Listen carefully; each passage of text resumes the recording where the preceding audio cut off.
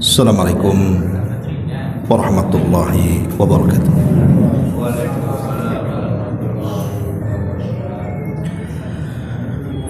Alhamdulillah, alhamdulillahilladzi hadana wa kafana wa ja'alana minal muslimin. Asyhadu an la ilaha illallah wahdahu rabbi la syarika lah, wa asyhadu anna Muhammadan abduhu wa rasuluhu alladzi la nabiyya ba'dah, amma ba'du. Ma'asyiral muslimin wal muslimat rahimani wa rahimakumullah. Alhamdulillah, di malam hari ini kembali kita bisa duduk di Masjid Al-Fajri Jodoh Batam, dan pembahasan di malam hari ini kita akan mengangkat seputar rumah tangga. 12 perkara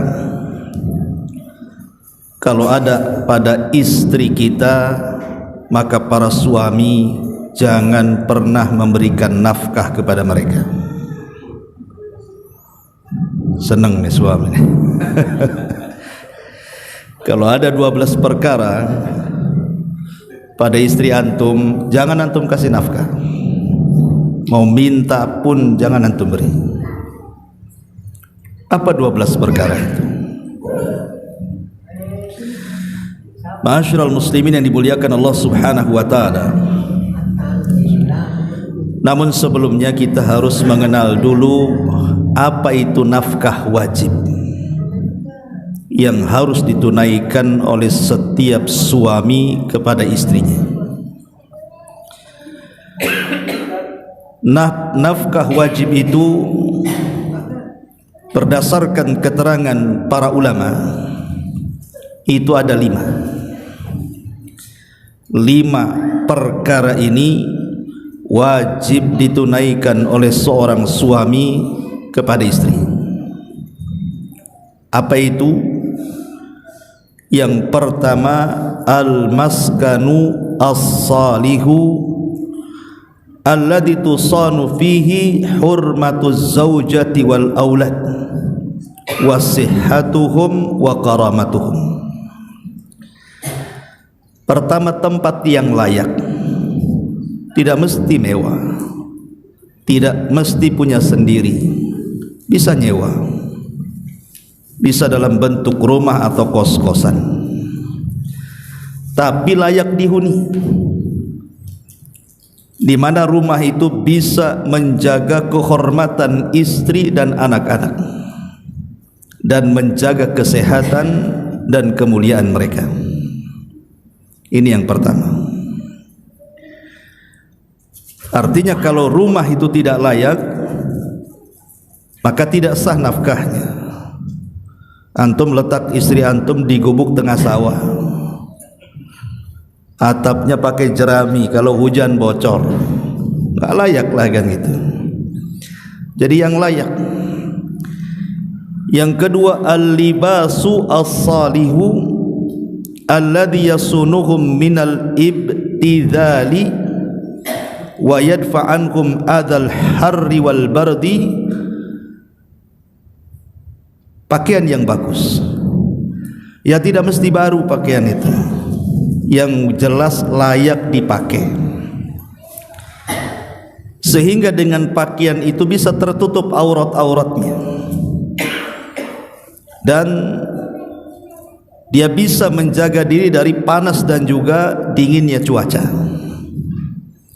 dan harus sesuai dengan kebiasaan, karena ada pakaian yang dilarang kan gitu. Kemudian yang ketiga, at-ta'am wasyarab, makan dan minum yang bisa menyehatkan badan, menghilangkan penyakit, makanan yang biasa dimakan orang-orang. Ini yang ketiga. Kemudian yang keempat, al-ilaj, perobatan. Kalau seandainya istri sakit, bawa ke rumah sakit, atau diberikan obat-obatan antum beli di apotek. Jangan sampai kemudian istri sakit dibiarkan saja, biar aja lah, biar mati gitu ya. Biar cari lagi gitu. Ya. Kemudian yang terakhir, masarifu ta'limil aulad, biaya pendidikan dan perawatan anak-anak. Ini wajib hukumnya. Adapun dalil dari kelima perkara ini, pertama, bicara soal tempat tinggal. Maka Allah Subhanahu wa taala berfirman dalam surah At-Talaq ayat 6, askinuhunna min haitsu sakantum mi wujdikum wala tudaruhunna litudayyiqu alaihinna. Berilah tempat mereka, maksudnya para istri itu, di mana kamu bertempat tinggal menurut kemampuanmu. Ya, kemampuan saya hanya nyewa kos-kosan, yang tidak apa-apa, yang penting layak huni.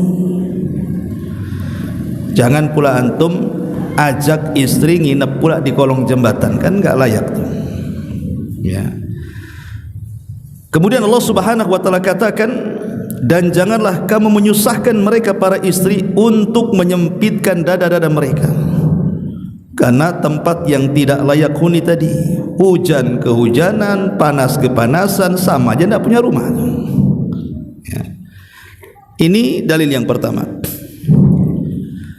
Adapun dalil tentang memberi makan, memberi minum dan juga pakaian, maka disebutkan dalam surah Al-Baqarah ayat 233, wa 'alal mauludi lahu rizquhunna wa kiswatuhunna bil ma'ruf. Dan kewajiban seorang ayah menanggung nafkah dan pakaian mereka dengan cara yang patut. Menunjukkan bahwa di antara rizki yang harus diberikan kepada keluarga adalah pakaian. Kemudian juga Allah Subhanahu wa taala atau Nabi SAW pernah ditanya dari hadis Muawiyah Al-Qushairi radhiyallahu anhu, yang mengatakan, ya Rasulullah, ma haqqu zaujati ahadina alaihi. Rasul, kewajiban suami kepada istri itu apa? Maka Rasul mengatakan, an tut'imaha idza ta'imta. Kau beri makan istrimu sebagaimana makanan yang kau makan. Wa taksuha idza iqtasaita. Beri pakaian sebagaimana engkau juga berpakaian. Wala tadribil wajha, jangan pukul wajahnya. Wala tuqabbi, jangan menjelek-jelekannya. Wala tahjur illa fil baiti, dan jangan kau tinggalkan menghajar ataupun memberikan pelajaran kecuali di dalam rumahnya. Ini dalil yang kedua, ketiga dan keempat. Dalil ketiga ya. Pertama apa tadi? Memberikan tempat tinggal. Yang kedua, memberikan makan minum. Yang ketiga, memberikan pakaian. Kemudian yang keempat, mengobati kalau sakit. Dan itu kasusnya kepada Utsman bin Affan. Jadi Utsman bin Affan itu ketika perang Badar dia tidak ikut. Padahal itu kan perang besar ya kawan, dan itu perang perdana. Tapi ketidakikutannya Utsman bin Affan dalam perang Badar itu karena perintah Nabi agar Utsman merawat istrinya Ruqayyah putri Nabi yang sedang sakit.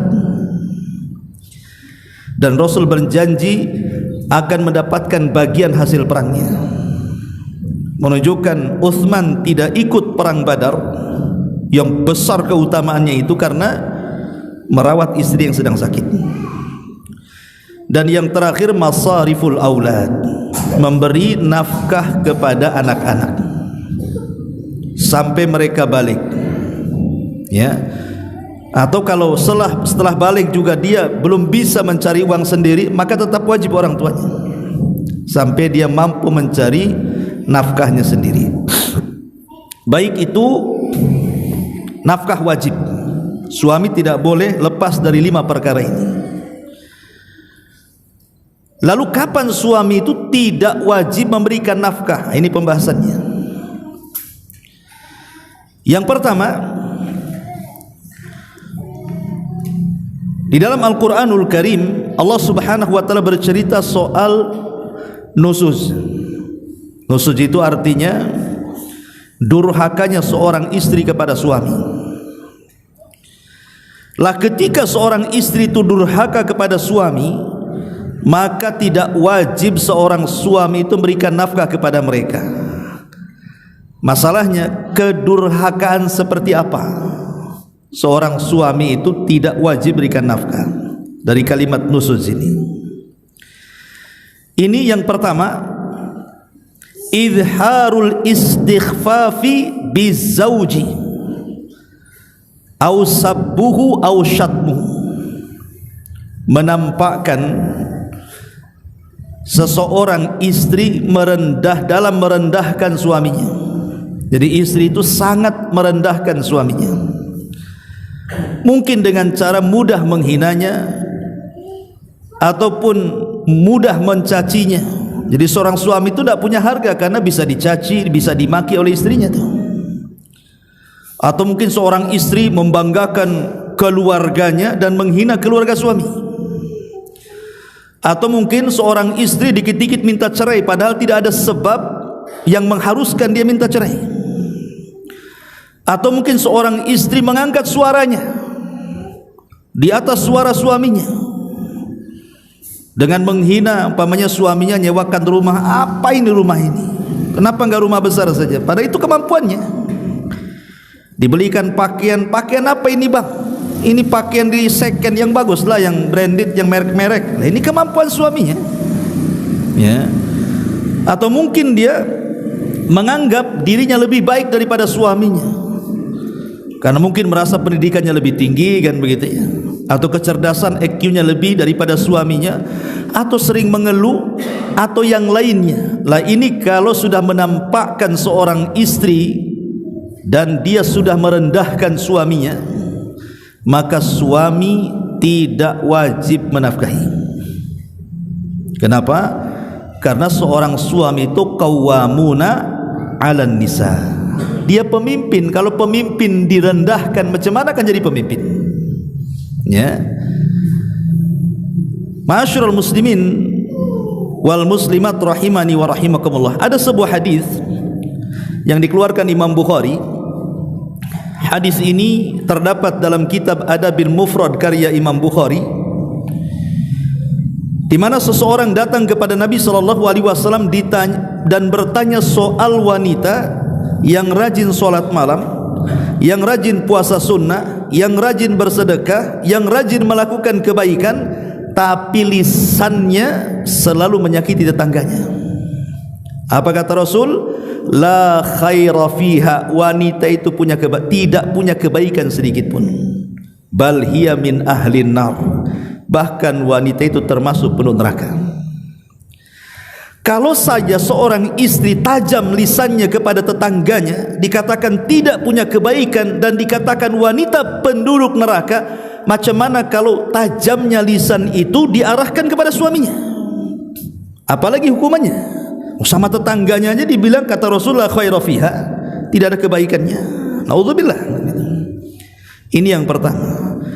Jadi kalau istri antum sudah merendahkan antum, jangan kasih nafkah. Karena nafkah itu muqabilul khidmah. Kenapa kita ngasih nafkah sama istri kita coba? Karena istri kita menghormati kita. Dia mau berkhidmat kepada kita. Ini yang pertama. Yang kedua, taksiruha fi mahamihi min khidmatihi wa nadhafati darihi wa riayati auladihi wa tarbiyatihim wa ghairiha. Malas melakukan kewajiban dalam rangka membantu suaminya, seperti malas tidak mau masak, malas tidak mau nyuci, malas tidak mau membersihkan rumah, suami masuk rumah kayak kapal pecah, ya. Ataupun tidak mau merawat anak-anaknya, tidak mau menterbiah mereka. Suami datang jauh-jauh lapar, masuk rumah tak ada yang dimakan pula. Setiap masuk rumah COD aja bang katanya.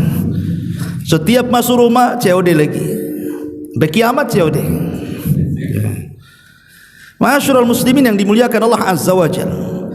Ma'asyiral muslimin, bahwa Imam Ibnul Qayyim rahimahullahu taala mengatakan, apa kata Imam Ibnul Qayyim? Saya baca perkataan beliau.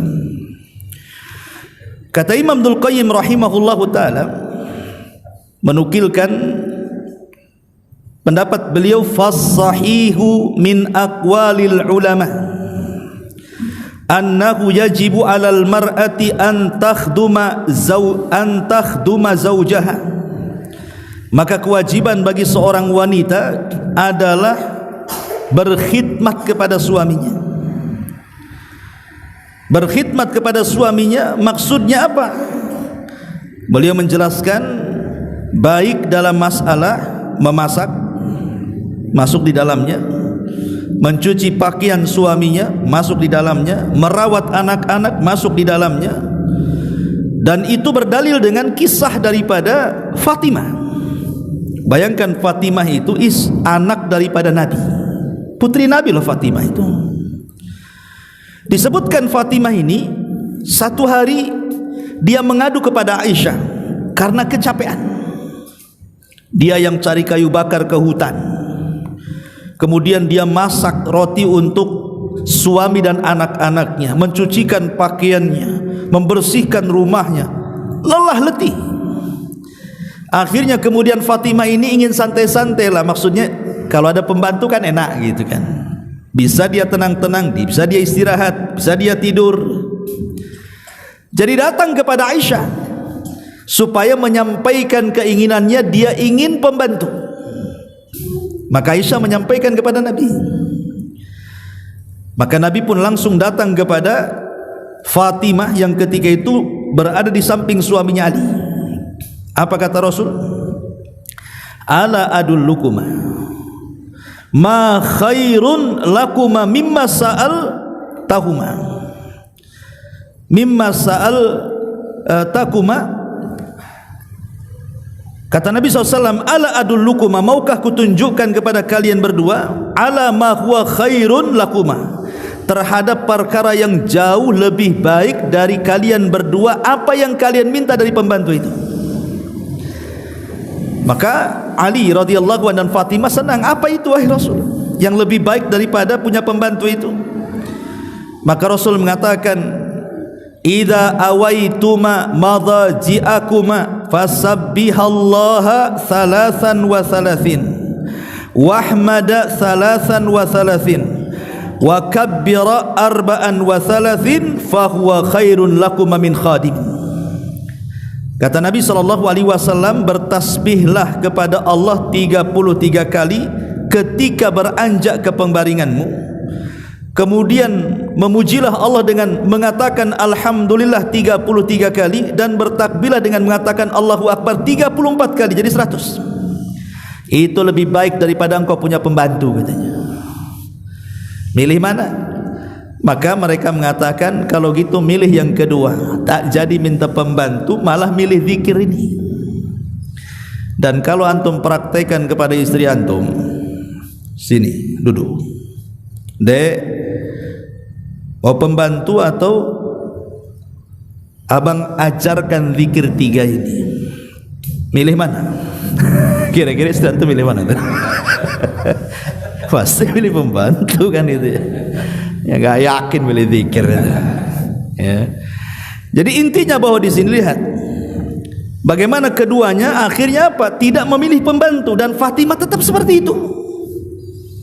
Memasak, mencuci, mencari kayu lagi. Sekarang sudah enak loh, tidak perlu cari kayu bakar.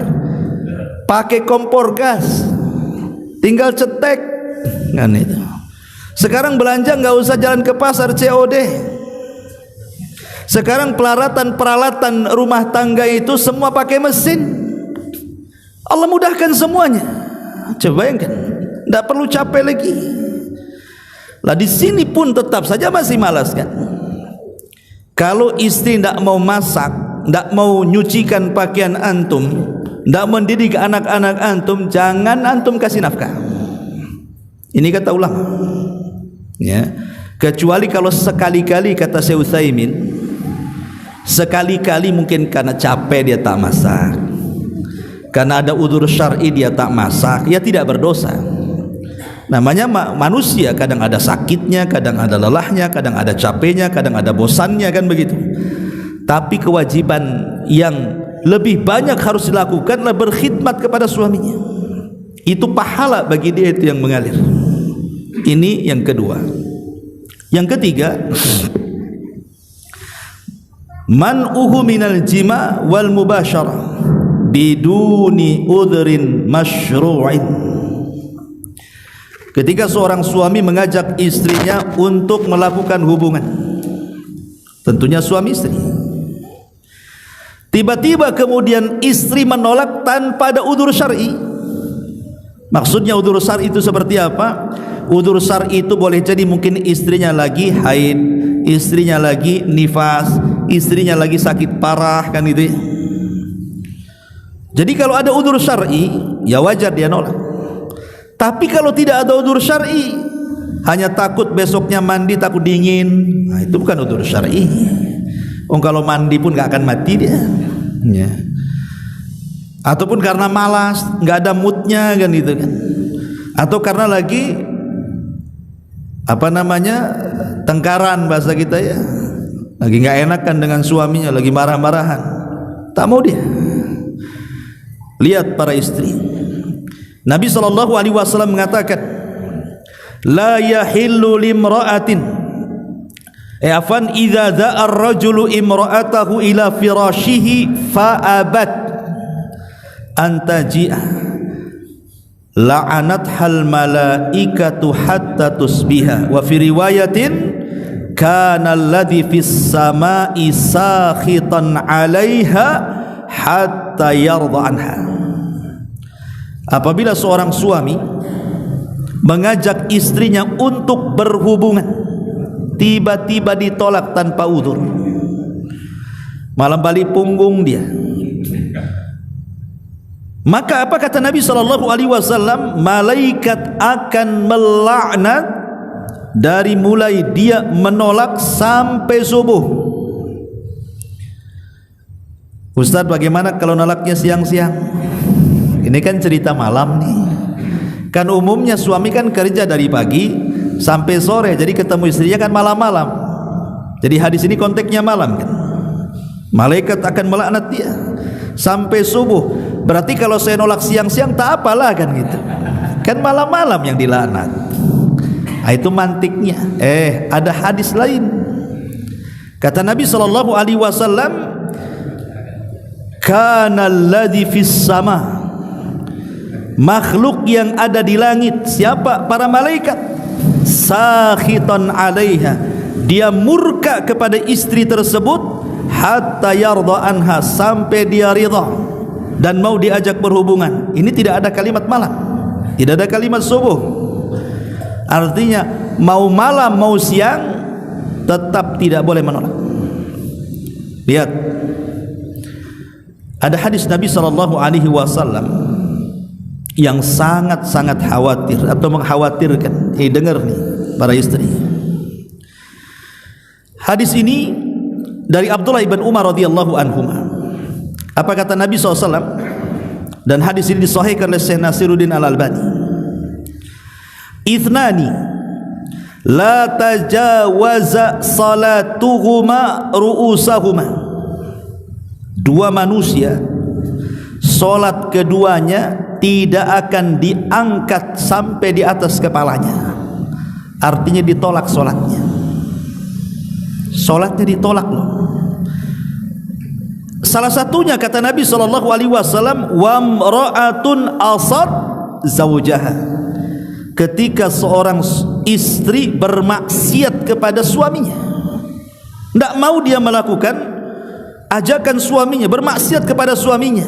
Lihat, solatnya nggak akan terangkat sampai di atas kepalanya. Bahkan lebih dari itu, wanita yang seperti ini tidak akan merasakan manisnya iman. Kata Nabi SAW, la tajidu imra'ah halawatal imani hatta tu'addiya haqqa zawjiha. Kata Nabi SAW, seorang wanita tidak akan merasakan manisnya iman sampai dia melaksanakan hak dia kepada suaminya.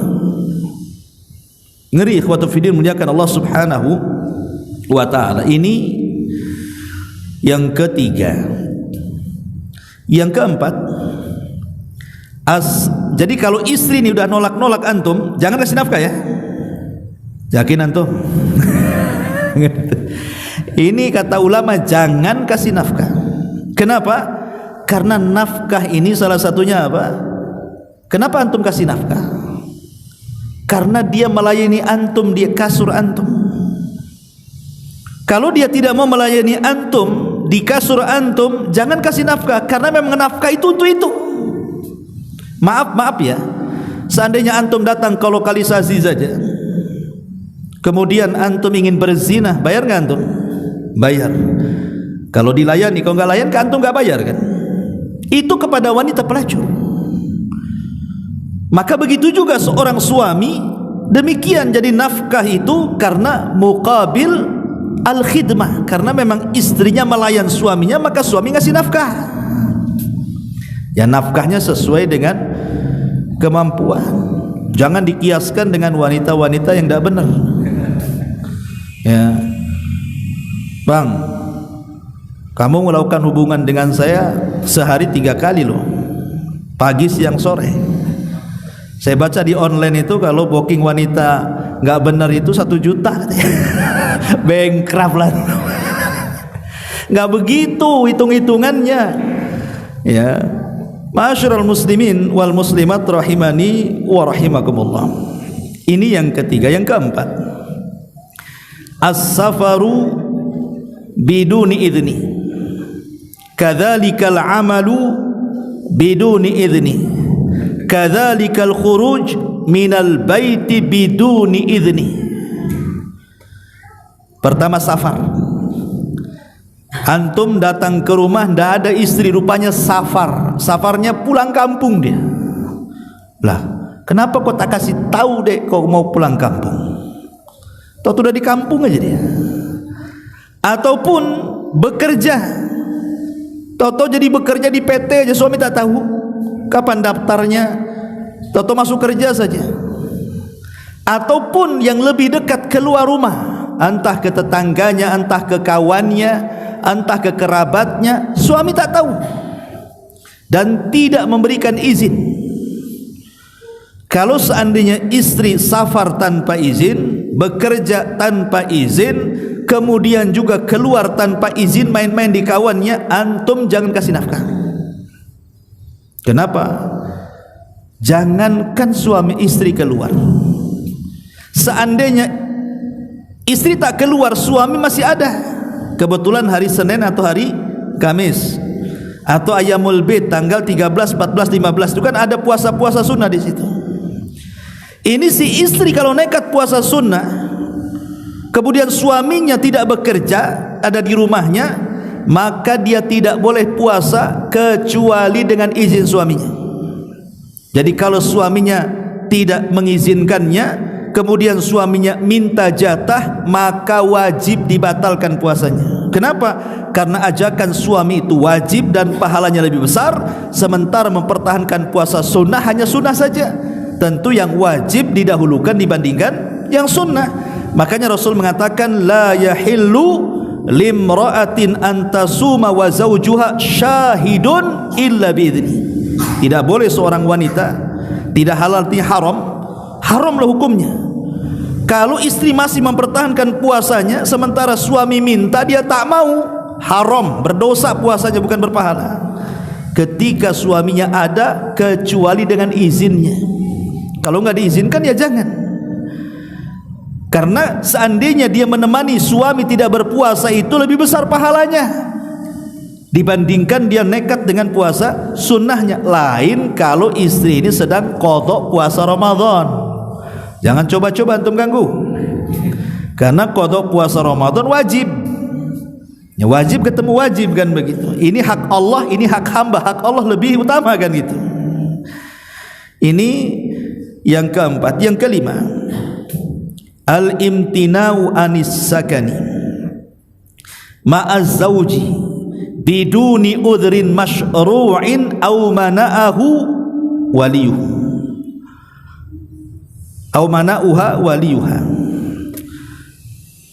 Tidak mau diajak pisah dengan suami, maksudnya diajak pisah dari rumah mertuanya ke rumah suaminya, atau umpamanya walinya menghalang-halangi anak putrinya untuk dibawa suaminya. Kan ada tuh kasus seperti itu, umpamanya suaminya kebetulan dapat kerja di luar kota dan kerjanya itu kan cukup lama, entah sampai berbulan-bulan atau bertahun-tahun. Jadi suaminya itu tak mau kehilangan istrinya, lah diajak, ayo deh ke tempat abang kerja di sana. Jadi abang nggak bolak-balik pulang kan gitu, ngabisin ongkos. Nggak mau, masih enak di sini di rumah orang tuanya. Atau orang tuanya pula yang melarang, nggak usahlah, biar anakku di sini saja, kau kerja, kau tinggal bolak-balik aja ke sini. Ya, ini kalau dia nggak mau diajak oleh suaminya untuk pindah rumah, atau walinya melarang dia ikut suaminya pindah rumah, gugur nafkahnya antum, tidak perlu kasih nafkah. Ya, ini yang keberapa? Yang kelima. Yang keenam, al-mailu ila rajulin ghairi zawjiha au idkhalir rajuli man hadzaraha min dukhuli baitihi li su'i khuluqihi atau lisu'i khuluqiha. Seorang istri lebih mencintai orang lain dibandingkan suaminya. Mungkin ingat mantan, ini bahaya ya. Ikat mantan, atau sering nonton apa itu, drakor, drama Korea. Tengok kok artis Korea ini kok ganteng-ganteng, putih-putih, nengok suaminya hitam kelam. Hitam legam, bukan kelam, legam lagi, udah pesek lagi kan, kriwel. Akhirnya tidak suka dengan suaminya, dia hanya melaksanakan kewajiban saja. Jadi kalau suaminya ngajak itu hanya melaksanakan kewajiban saja, yang dibayang itu bukan suaminya yang sedang meniduri dia, tapi artis Koreanya itu.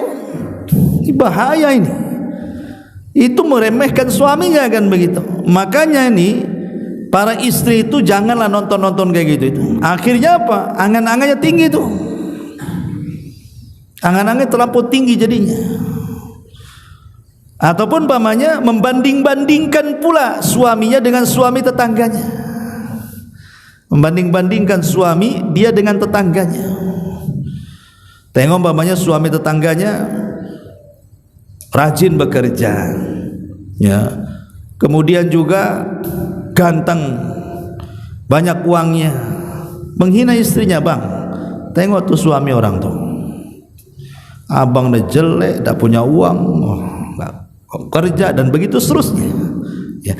Bagaimanapun itu suami itu sudah takdirnya. Di dunia ini tidak ada yang sempurna. Contoh kasus ya, dahulu di zaman Nabi SAW ada seorang sahabat namanya Thabit ibn Qais al-Mushammas. Thabit ibn Qais al-Mushammas, orangnya pendek, hitam, kriwel, tak ganteng, nggak ada ganteng-gantengnya sama sekali, hitam lagi.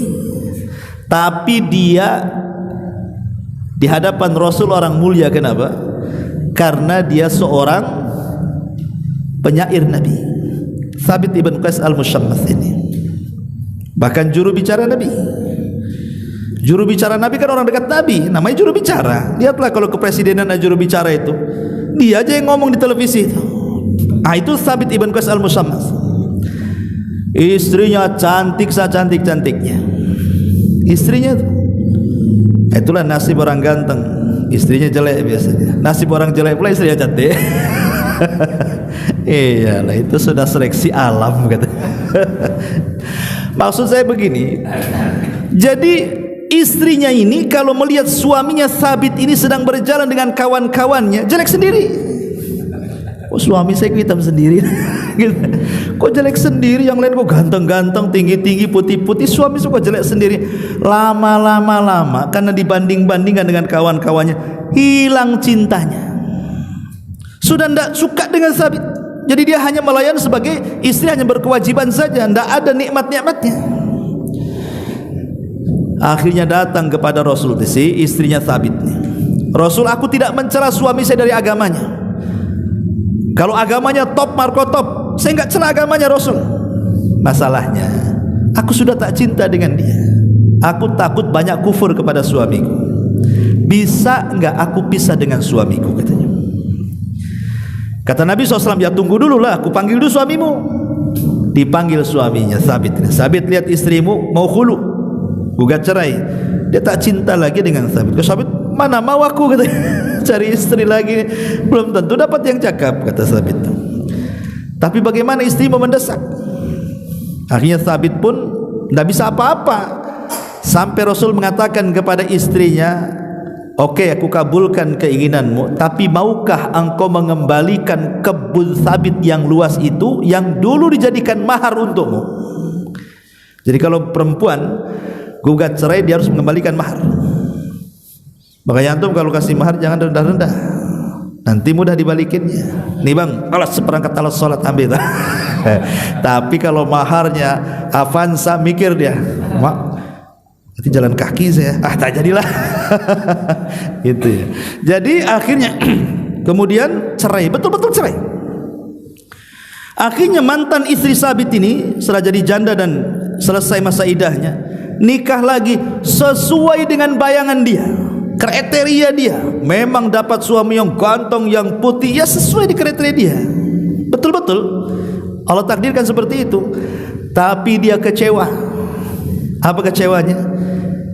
Suami yang barunya sak ganteng-gantengnya tidak bisa memuaskan di ranjangnya. Tapi Sabit walaupun tak ganteng, puas pula dia. Nyesel dia. Nyesel, akhirnya dia berusaha untuk cerai dengan suami yang kedua lagi, coba ingin balikan dengan Sabit, tapi Sabit tak mau. Kan? Ini terjadi kan di zaman Nabi seperti ini. Ya, maka ma'asyiral muslimin yang dimuliakan Allah Azza wa Jalla, kalau istri ini sudah mulai menyukai laki-laki lain, jangankan antum kasih nafkah, antum terhina di mata dia. Ceraikan wanita seperti ini, cari yang lain yang bisa menghormati kita. Para suami. Ini yang ke-6. Yang ke-7, kalau istri melakukan kriminal kemudian ditangkap polisi dan masuk penjara, entah kriminal berat, entah kriminal ringan, yang jelas dia akhirnya ditangkap polisi, masuk penjara, maka kalau posisi istri dalam penjara, kita selaku suami tidak wajib menafkahi.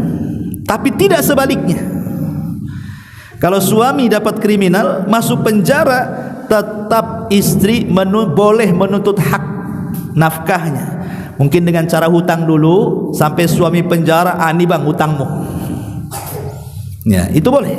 Tapi kalau istri yang masuk penjara, tidak ada kewajiban suami berikan nafkah, karena dia melakukan kriminal, memalukan keluarga. Ya, ini yang ke-7. Yang ke-8, atau mungkin si istri ini murtad dari Islam, jelas-jelas murtad. Pemain tiba-tiba dia muslim, tahu-tahu jadi Nasrani. Memang boleh, tetap pernikahannya sah-sah saja walaupun dia murtad dari Nasrani, karena wanita yang sah dinikah itu kalau dia ahli kitab, Yahudi ataupun Nasrani kan.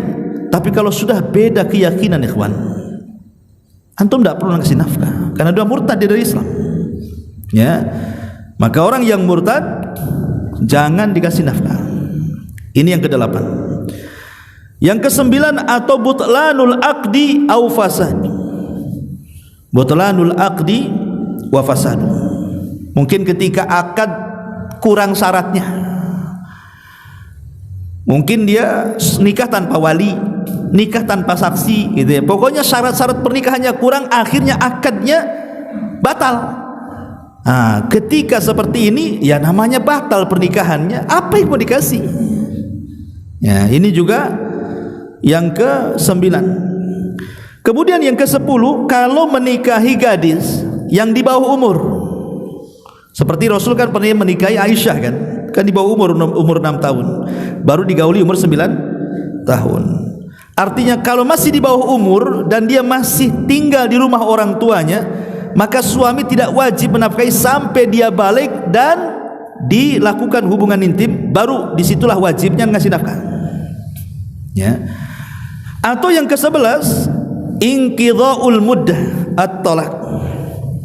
Suami menceraikan istri. Kalau masih di masa idahnya, maka kewajiban suami tetap memberikan nafkah, karena itu masih istri dia. Tapi kalau habis masa idahnya, berarti dia bukan istri lagi, dia berhak nikah sama orang lain, maka tidak wajib berikan nafkah. Dan iddah itu rata-rata 3 bulan atau 3 kali haidan atau 3 kali sucian. Nah, maka itu selama 3 bulan wajib suami memberikan nafkah walaupun diceraikan. Kecuali kalau sudah lewat 3 bulan atau 3 kali sucian haid, maka tidak wajib, bukan istrinya lagi. Kenapa masih wajib dinafkahi? Itu pun kalau talak 1 dan talak 2 ya. Talak 1 dan talak 2 ya. Kecuali talak 3 dan istrinya hamil, lain itu nafkah tetap, karena dia sedang hamil menafkahi anak di dalam perutnya kan. Maka di masa iddah ini tetap ngasih nafkah, karena itu posisinya masih istri dia, bisa saja rujuk nantinya. Tapi kalau sudah masa iddahnya habis, tidak wajib ngasih nafkah, bukan istri lagi.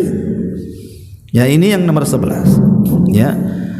Kemudian yang nomor 12, atau umpamanya istri melakukan kezaliman, anggaplah istri melakukan nusus, selingkuh umpamanya, naudzubillah, istrinya selingkuh.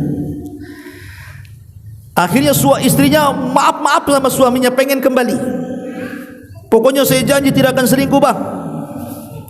Janji, swear katanya bahasanya kan. Oke, nggak apa-apa, aku rujuk lagi, tapi tidak aku kasih nafkah kau setahun. Itu namanya perjanjian kan. Dari tobatnya istri ingin kembali kepada suami, suami ngasih syarat seperti itu. Kau boleh rujuk kepada aku setahun ini, kau nggak kasih nafkah. Kan itu boleh. Ya, karena itu karena kebaikan suami mau kembali kan. Suami sebenarnya pengen pisah, tapi karena kebaikannya suami tetap mau rujuk, maka dia ngasih syarat. Maka yang seperti itulah yang kemudian 12 perkara ini kalau ada pada istri antum, jangan antum kasih nafkah. Catatan ikhwan, tapi kalau seandainya mungkin istrinya itu disuruh sholat, ya kadang mau kadang tidak, disuruh berhijab kadang mau kadang tidak, maka ini tidak gugur ya, karena dia bermaksiat kepada Allah, bukan kepada suami kan gitu. Itu kan hak Allah, bersolat pakai hijab itu kan hak Allah, maka tidak gugur. Kecuali kalau sampai tingkat kekufuran, tidak sholat selamanya, itu orang kafir itu. Kalau nggak sholat selamanya, ngapain antum serumah dengan orang kafir ya. Tapi kalau dia masih sholat sekali-kali lah, malas, sekali-kali pakai hijab, kadang-kadang tak pakai hijab gitu ya, maka tetap masih wajib menafkahi. Ma'asyiral muslimin wal muslimat rahimani wa rahimakumullah. Lalu kewajiban antum ini namanya nusuz, penyelewengan, kemaksiatan, merasa besar diri istri di hadapan suami, antum tidak wajib. Obatnya apa? Antum kalau menghadapi istri seperti ini, maka berdasarkan nas Al-Quran ada 3 obatnya ya. Kalau antum menghadapi istri yang tidak wajib antum nafkahi kepada mereka karena kurang ajarnya istri atau maksiatnya istri kepada kita para suami, disebutkan di dalam Al-Quran, tepatnya surah An-Nisa 34, wallati takhafuna nusuzahunna fa'idhuhunna wahjuruhunna fil madhaji' wadribuhunna fa in ata'nakum fala tabghu 'alaihinna sabila. Dan wanita-wanita yang kau takuti melakukan nusuz, penyimpangan, kemaksiatan, kurang ajar dengan suami, apa kata Allah? Obatnya yang pertama, fa'idhuhunna, nasihati. Selain antum tahan nafkahnya, nasihati istri dengan baik. Ini yang pertama, dengan baik, dengan lembut, nasihati ya. Mudah-mudahan dengan nasihat itu dia bisa berubah. hati. Sudah antum datangkan ustaz, antum ajak lagi ke pengajian, antum belikan lagi buku, antum belikan lagi kaset, diperdengarkan di YouTube macam-macam. Kok tidak berubah-ubah, degil kali ini istri ini. Ya, maka ada yang kedua. Apa itu? Wahjuruhun. Antum hajar dia. Hajar itu artinya ada dua makna. Pertama, antum tidak usah ngajak ngomong dengan dia, pura-pura bisu. Bang, diam aja. Oh ya. Jadi antum tampakkan ketidaksukaan dengan dia. Ya. Mau manggil, mau apa, pura-pura budak. Kalau perlu kapas antum taruh di telinga. Selama berapa hari? Tentunya jangan lebih dari 3 hari. Paling lama 3 hari, dengan niat supaya istri bisa berubah. Atau hajar makna yang kedua adalah antum tidak mau menggaulinya, walaupun dia minta, antum tidak mau. Masalahnya antum mau aja. Lagi-lagi ya. Pokoknya antum ngasih pelajaran, karena ini percuma saja dilayan pun tetap aja dia kayak gitu akhlaknya, ya kan? Maka antum boleh menghajar, tidak mau berlakukan selama 3 hari saja. Tengok 3 hari ini antum tidak berhubungan dengan dia, antum tidak ngajak ngomong dengan dia, berubah tidak? Kau tidak berubah ustaz, bukan degil, keras hati ya. Maka yang ketiga, kata Nabi SAW, wadribuhun, baru engkau boleh memukul. Syarat memukul istri itu ada 2. Antum boleh memukul istri, tapi 2 syarat antum lakukan. Pertama, an yagliba ala dhannihi anna dharbahu yufidu fi ruju'iha. Antum yakin, ini karena sudah ketiga nih, kalau saya pukul istri saya pasti berubah. Kalau antum punya keyakinan seperti itu, silahkan pukul. Tapi kalau antum tidak punya keyakinan, itu percuma, mau dicambuk, mau nggak akan berubah istri saya, jangan pukul. Antum dah tahu kalau dipukul nggak berubah, kenapa? Ngapain antum pukul?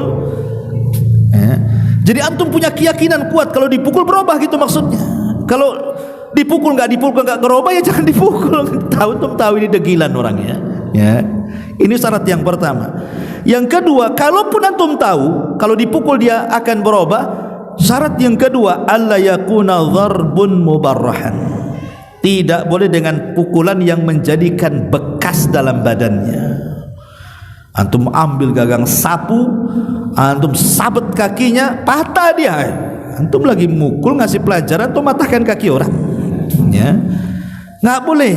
Antum boleh mukul tapi jangan berbekas. Makanya jangan berbekas. Yang kedua, alla yakuna dharba ghairu mubarrihan, dan juga jangan dipukul di areal wajah, karena wajah itu kehormatan. Kalau mukul daerah yang lain, paha, ya kan? Ya, pukulannya pun mungkin pakai bantal guling gitu ya. Tapi kalau bantalnya ada batunya, payah juga kan ya. Intinya jangan luka suami istri itu yang kita pukul, jangan ada luka. Ya, itu 2 syarat dibolehkan. Kenapa? Karena sudah klimaks. Ustadz udah dinasehati, sudah juga dihajar, nggak ngomong sama dia. Aku juga nggak mau hubungan sama dia. Udah aku pukul juga tak mau juga. Yang keempat, dalam ayat yang lain, fab'athu hakaman min ahli wa hakaman min ahli. Utus keluarga suami, utus keluarga istri berunding. Biar keluarga istri nanti menasihati istrinya, keluarga suami menasihati suaminya, supaya rujuk dengan berbagai macam pertimbangan. Udah dipertemukan 2 keluarga besar, tetap juga mau cerai, ya sudah, mau diapakan lagi? Mungkin bukan takdirnya kan? Ya sudah, cerai, mau diapakan lagi? Nah, ini solusinya. Dan yang terakhir, nasihat yang berharga untuk para istri. Ada sebuah hadis dari Bushair ibn Yasar dari Husain ibn Mihsan. Husain ibn Mihsan ini bercerita tentang bibinya yang datang kepada Nabi. Kemudian Kata Nabi SAW kepada bibinya Husain ibn Muhsin ini, apa kata Rasul? Kata Nabi SAW, adzatu zaujin anti, kamu punya suami tidak? Qalat na'am, ya aku punya suami wahai Rasul. Kata Nabi SAW, kaifa kana, kaifa anti lahu, bagaimana sikap kamu dengan suamimu? Qalat, dia mengatakan, ma aluhu illa ma ajaztu anhu. Kata bibinya Muhsin, dia mengatakan, Husain ibn Muhsin dia, wahai Rasul, saya tidak pernah mengabaikan hak saya kepada suami kecuali terhadap sesuatu yang aku memang tidak sanggup melakukannya. Apa kata Rasul? Ini syahidnya. Kata Rasul kepada bibinya Husain ibn Muhsin ini, fangduri aina anti minhu fa innama huwa jannatuki wa nar. Perhatikan posisimu dari suamimu, kata Rasul, karena suamimu bisa menjadi sorga untukmu dan bisa menjadi neraka untukmu. Kalau seorang istri itu melaksanakan hak dan kewajibannya kepada suaminya, berarti suami sorga baginya. Tapi kalau seorang istri lalai dan abai, tidak melaksanakan hak dan kewajibannya kepada suaminya, maka neraka untukmu. Dan itu dikuatkan dengan hadis Nabi SAW, idza sallatil mar'atu khamsaha wa shamat syahraha wa ata'at ba'laha wa hafidat farjaha qila laha udkhulil jannah min ayyi abwabil jannati tsamaniyati syi'ti. Apabila seorang wanita menjaga solat 5 waktunya, menjaga puasa Ramadannya, taat dengan suaminya, menjaga kemaluannya, maka kelak pada hari kiamat Allah akan mengatakan kepada wanita-wanita seperti ini, masuklah kalian ke dalam sorga dari 8 pintu sorga yang kau sukai. Lihat syarat masuk sorga, dari 8 pintu sorga yang disukai para wanita adalah mentaati suaminya, mentaati suaminya. Bahkan Nabi SAW sampai mengatakan, la tu'zi imra'ah, la tu'zi imra'atun zawjaha fid dunya. Kata Nabi SAW, tidaklah ada seseorang istri yang kurang ajar dengan suaminya di dunia, illa qalat zawjatuhu minal huril in, kecuali bidadari sorga akan berkata. Jadi ketika suaminya disakiti oleh istrinya, bidadari sorga akan berkata, apa kata bidadari sorga? Qatalakillah, semoga Allah membunuh. Marah bidadari itu, antum dibela bidadari itu, ya. Semoga Allah membinasakan kamu, kata bidadari. Fa innama huwa indaka dakhil yushiku an yufariqaki ilaina. Kata bidadari di sorga, suamimu adalah tamumu sementara saja, jangan kau sakiti, karena sebentar lagi suamimu akan meninggalkan kamu dan akan mendatangiku, katanya. Lihat, bidadari surganya bisa marah, ya. Ma'asyiral muslimat, yang muslimin wal muslimat rahimani wa rahimakumullah. Oleh karena itulah maka hati-hati bahwa seorang istri apabila melakukan nusuz, maka suami tidak berhak untuk memberikan nafkah. Iya, baru kali ini saya ngaji di sini ada orang bertanya nih. Iya. Bismillah, assalamualaikum, afwan Ustaz, mohon pencerahannya. Bagaimana hukumnya jika seorang suami sudah mentalak istrinya tapi tidak memberikan hak sepenuhnya secara agama dan negara? Suami yang selalu mendahulukan kebutuhan pribadinya dibandingkan keperluan rumah tangga dan kebutuhan anak-anaknya ketika istrinya menuntut haknya, beliau menjawab tidak ada kemampuan sepenuhnya. Pertanyaannya apa? Mendidik anak selalu dengan kekerasan tanpa melihat situasi anak seperti apa, membandingkan anak yang satu dengan anak-anak yang lainnya. Syukuran. Ya. Yang pertama, jika seorang suami sudah mentalak 3 istrinya, talak 3 ini apakah talak rujuk ataukah saya talak kau 3 kali?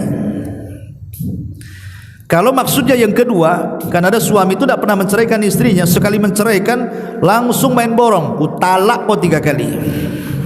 Kan ada seperti itu suami itu. Maka yang seperti ini pendapat yang kuat dari kalangan ulama, jatuhnya 1. Walaupun dia mengatakan ku talak kau 1000 kali, tetap 1. Dan ini disebut talak bid'ah namanya. Ya, nggak boleh talak seperti itu. Tapi jatuh talaknya, tapi dianggap 1.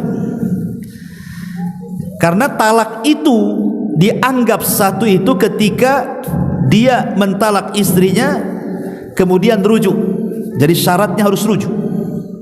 Rujuk itu berarti sudah pernah ditalak 1. Kemudian lain waktu marahan lagi, ditalak lagi istrinya, rujuk lagi, berarti 2. Marahan lagi, ditalak lagi, rujuk, tak boleh rujuk. Kalau sudah 3 kali tak boleh rujuk, sampai istrinya menikah dengan laki-laki lain. Kemudian laki-laki lain menceraikan dia, baru boleh balik lagi ke suami yang pertama. Tapi bukan dibuat sandiwara karena masih cinta dengan istrinya, sewa laki-laki, kau nikah dengan istriku, ku bayar, malamnya kau ceraikan. Nggak boleh. Itu khilah, ya, menipu Allah dan Rasulnya, nggak boleh. Jadi sampai ya seperti biasa dia menikah lagi, kemudian diceraikan karena ada masalah, baru boleh kembali ke suami yang pertama. Ditunggu sama suami, kok nggak dicari-cari-carikan katanya. Berarti kau yang kurang ajar kan? Suaminya yang baru bagus kan gitu ya. Masyarul muslimin yang dimuliakan. Jadi kalau sudah talak 3, ya si istri bukan lagi istrinya. Jadi si istri boleh menikah lagi. Tidak ada kewajiban suami yang pertama memberikan nafkah, kecuali kalau punya anak, artinya memberikan nafkah ke anak-anaknya, bukan kepada istri yang sudah ditalak 3. Itu yang saya pahami dari pertanyaan ini ya. Jika seorang suami sudah mentalak 3 istrinya, ini maksudnya punya 3 istri, talak semua atau gimana? Iya. Tapi tidak memberikan hak sepenuhnya secara agama dan negara. Mungkin secara agama sudahlah menceraikan, mungkin secara negara mungkin belum ke pengadilan kan itu. Tapi kan ibrah itu secara agama, negara itu kan hanya tulisan saja. Kalau sudah jatuh mengucapkan cerai walaupun belum ke pengadilan, jatuh talak. Ya, jadi pengadilan itu kan hanya mengesahkan secara tulisan bahwa ini bukan suaminya, itu bukan istrinya. Biar orang menikah juga enak kan gitu ya. Berarti ini duda, ini janda kan. Wallahu a'lam. Suami yang selalu mendahulukan kebutuhan pribadinya. Iya. Tidak semua penghasilan suami itu harus diberikan kepada istri. Selama suami itu sudah memberikan 5 nafkah tadi, memberikan rumah yang layak walaupun kontrak, ya kan, membelikan pakaian untuk menutup aurat dan layak dipakai, setiap hari ngasih makan minum, kemudian kalau sakit dibawa ke dokter, kemudian dia masih tanggung jawab dengan anak-anak, maka kalau ada kelebihan uang itu bukan milik istri. Kan suami cuma kasih 5 perkara ini saja. Kalau sudah kucukupkan kau 5 perkara, sudah selesai kewajiban suami. Apalagi ya. Karena kadang-kadang suami ini, ada istri yang garang sama suami, ATM suami dipegang istri. Bukan istri minta uang sama suami, suami minta uang sama istri. Jadi ketika suaminya mau membantu keluarganya, membantu ibunya, membantu ayahnya, ini terhalang. Karena apa? Rekeningnya dipegang istrinya. Padahal membantu orang tua bagi suami itu lebih wajib dibandingkan membantu istrinya. Karena istri ini hanya memberikan 5 hak sudah cukup. Itu hak wajib. Ya, yang wajib, kalau tidak berdosa kan gitu. Ya. Tapi kalau memang suaminya, ya sekarang kan musim nih, para suami itu mereka kurang berikan nafkah itu karena urusan apa? Urusan judi online. Kan yang banyak tuh judi online tuh. Banyak itu, bahkan saya lihat di YouTube itu di daerah Jawa Barat sana itu pengadilan sampai penuh. Banyak istri yang datang ke pengadilan agama minta cerai, alasannya 1, karena menggugat suaminya yang tukang judi online. Nah, itu memang dia kurang ajar suaminya kan. Kok judi, istrinya masih butuh, anaknya masih butuh, orang tua masih butuh, malah berpoyak-poyak pula dia dengan hidup dia. Nah, itu lain lagi ya, kalau dia mengabaikan keluarganya gara-gara maksiat. Nah, kemudian yang ketiga pertanyaannya, mendidik anak selalu dengan kekerasan tanpa melihat situasi anak seperti apa. Ya, namanya anak-anak itu ada kalanya lembut, ada kalanya keras. Makanya kata Rasulullah, letakkan satu pecut, kemudian letakkan di dinding rumahmu. Kata Rasulullah, alikus sauto, taruh pecut di dinding rumahmu. Maksudnya apa taruh pecut di dinding rumahmu? Itu sebagai cambuk bagi anakmu. Solat atau pecut?